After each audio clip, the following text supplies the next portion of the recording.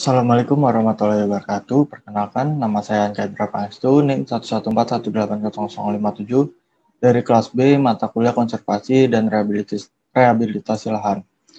Di sini saya akan menjelaskan mengenai tentang konservasi lahan bekas tambang. Langsung saja. Yang pertama, kita akan membahas ada pendahuluan, isi, dan juga penutup.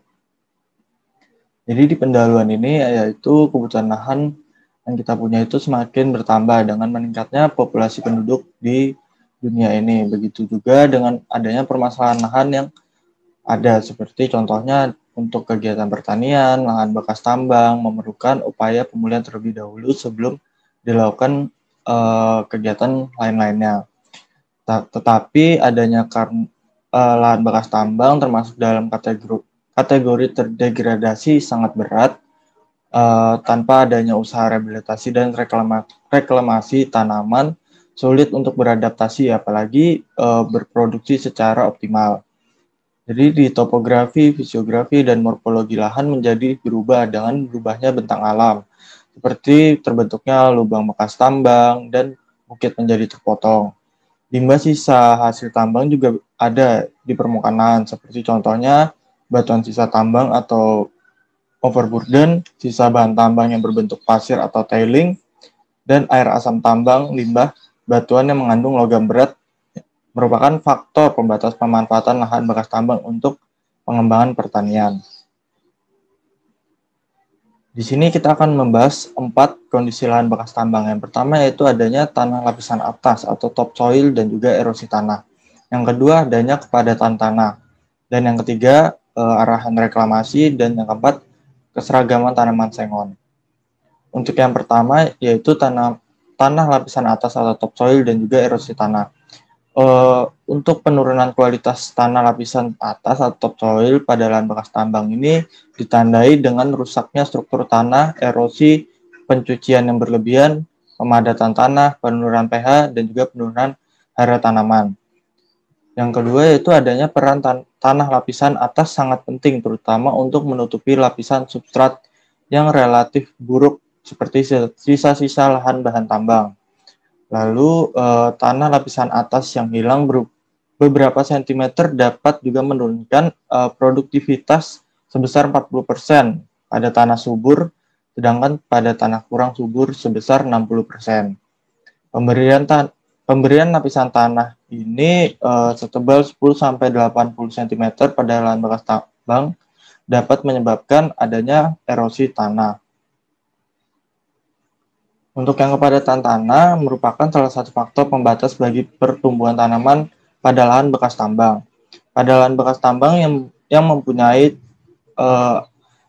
tanah sangat padat, memiliki batuan yang dangkal dan besar, yang bisa mengakibatkan air tidak cukup tersedia bagi tanaman, juga bisa mengakibatkan kerentanan kekeringan yang berkepanjangan.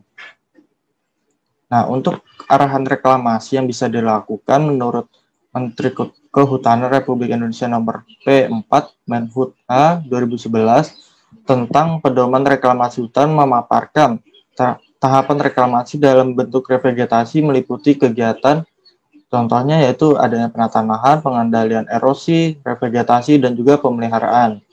Tanaman yang digunakan untuk revegetasi ini ada 2 jenis tanaman, yaitu tanaman pionir dan juga tanaman cover crop. Untuk tanaman pionir sendiri yaitu tanaman yang paling pertama hadir dan juga dapat membuka lahan hidup atau organisme lainnya. Sedangkan untuk tanaman yang cover crop yaitu tanaman penutup lahan untuk mencegah terjadinya bencana erosi. Mengacu pada Peraturan Menteri Kehutanan Republik Indonesia nomor P4 Menhut H 2011 tentang pedoman reklamasi hutan yang mensyaratkan penanaman tanaman yang merupakan tanaman lokal atau sudah banyak keberadaannya, contohnya seperti tanaman sengon.